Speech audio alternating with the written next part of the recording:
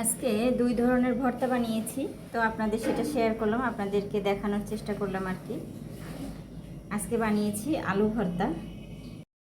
আজকে দুই ধরনের ভর্তা বানিয়েছি, তো সেটা আপনাদের সাথে শেয়ার করলাম আর কি। এখানে হচ্ছে আলু ভর্তা, এটা হচ্ছে আমার অনেক পছন্দের একটি খাবার। আলু ভর্তাটা সবসময়ের জন্য আমি বাগার দেই। আজকে শুকনো মরিচ ছিল না, এই জন্য কাঁচামরিচ দিয়ে বাগার দিয়েছি। ভর্তাটা কিন্তু অসাধারণ গরম ভাতের সাথে।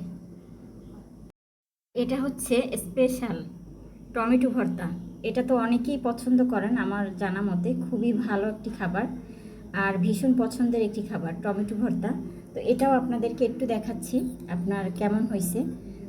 আমার কাছে অনেক পছন্দের এই খাবার দুটো। তো আজকে এই যে টমেটো ভর্তা বানিয়েছি, আলু ভর্তা বানিয়েছি, সেটাও দেখিয়েছি। আর আছে সাথে আছে মুরগির মাংস, সাথে কিন্তু মাংস আছে, এটা হচ্ছে মুরগির মাংস। এই যে আমার মেয়েরা আবার একটু মুরগির মাংস অনেক পছন্দ করে, তো ওদের জন্য আবার মাংস আছে, আর আমার জন্য ভর্তা বানিয়েছি।